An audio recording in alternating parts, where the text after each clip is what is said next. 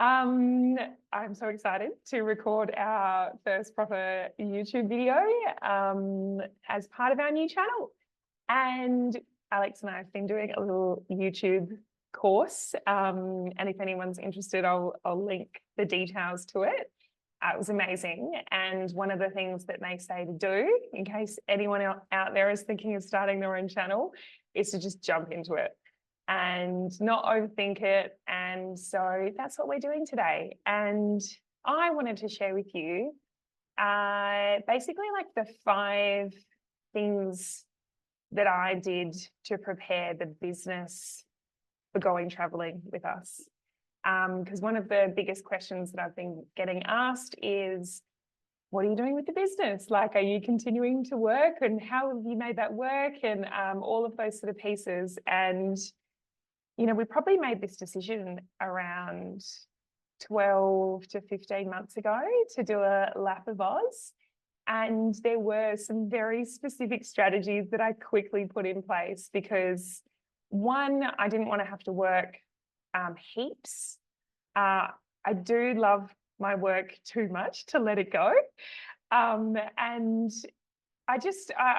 a real variety junkie, and I just knew that, like, when I was traveling, being able to just have like a little bit of work on the side would be really, really awesome and fulfilling and powerful. But it is also one of those things that you don't do very often, to travel around Australia, and such a unique opportunity. So I wanted to make sure that I had like a good amount of flexibility and freedom. So there were lots of very specific things that I put in place. So I wanted to share the 5 key things that I did to help prepare the business for a big lap of Australia. And I'm going to do one on the things that we did from a personal family level as well. Tip number 1 is roll clarity. So first and foremost, the thing that I did was simplified the shit out of everything that I did. Looked at what was most important, like what was most important to my clients, what had the greatest impact, and really doubled down on those things. Kind of let go of all the rest, the things that we think we should do, but that actually don't make a big impact, and really doubled down on client service, client delivery. And then also looked at, like, what are the things that only I can do and that are quite complex tasks, and the things that I love to do, and what are the things that I could start to outsource, that I could start to delegate. And so I literally made myself a list, and I looked at all the core services of the business, and I really went all in on letting go of absolutely everything that I could. Step number 2, or tip number 2, is I hired and I trained up 3 new team members to deliver on those areas that I was ready to let go of. So I hired and trained up a new marketing and business support person who could help with marketing implementation. I hired and trained up a new HR and hiring and engagement lead who is looking after everything to do with implementation for my clients, and I'm running my engagement pulse checks. And I also brought on another leadership coach who can run some of my mastermind group leadership sessions. So those 3 new team members are helping me support the business and make sure that my clients are incredibly beautifully supported, while I'm a little bit less hands-on, a little bit more hands-off, the way to say it. Tip number 3, in terms of my marketing strategy, I really simplified this, and I honed in on the stuff that I, 1, love, and 2, makes the biggest impact.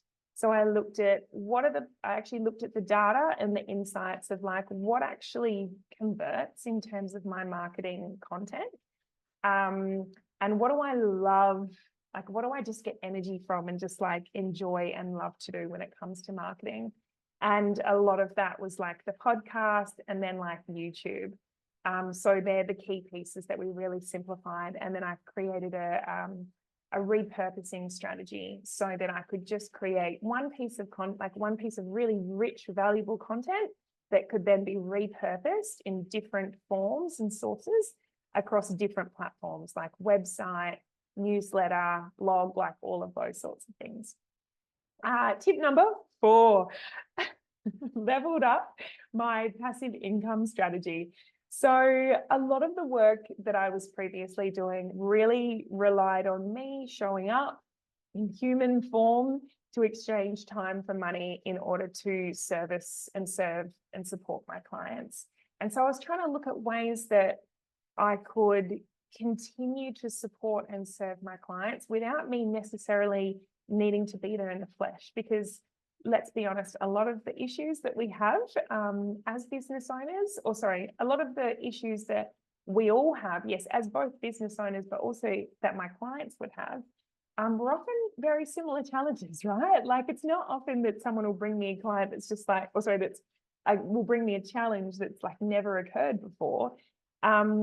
You know, there's quite a lot of repetitions in these questions. And so I thought, how can I start to record and capture some of these similar challenges? And so I created a leadership accelerator course that could support my clients in a really accelerated and online form so that they can do the training on their own, in their own time, in a way that works for them. And sometimes even just do it in little bite-sized forms. And so I really like up-leveled that passive income and also like passive support strategy as well, which was a real win-win for everyone involved. The final and fifth tip was around work structure.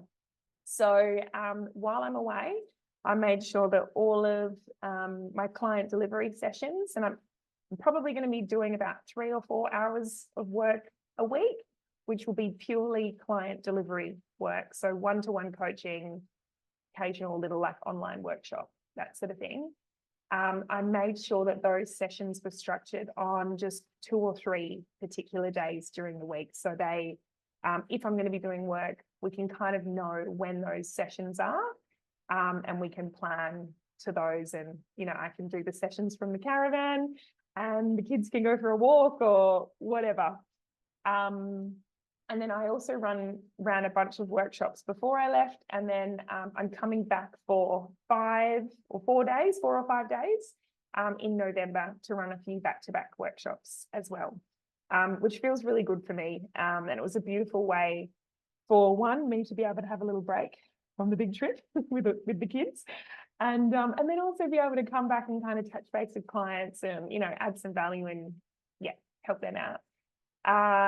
And the final piece was we invested in something called Starlink, which is Elon Musk's, you know, all the way around Australia Wi-Fi provider, which means that we will just be like so beautifully supported and not have to worry about internet connection the whole way around Oz. So feeling really good about that.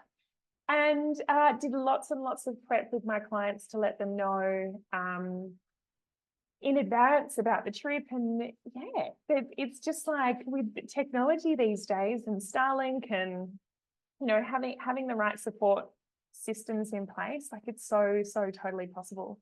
So for anyone that's thinking about doing some extended travel, or maybe even taking maternity leave or anything like that, I hope that these tips really support you in planning and preparing for that. And stay tuned, because we are going to be doing lots of different versions of these little videos. I don't know what my hands are doing here, but most of them are probably not going to have this beautiful background. You might have some kangaroos in the back. You might have our caravan. You might have the beach. So trigger warning for anyone out there who is like really craving doing an Australia trip, then hopefully it will be inspiring as well as like, oh my God, I want to get out there too. And yes, we would love for you to follow along on the journey. So I hope you enjoyed my first proper YouTube video, and sending lots of love.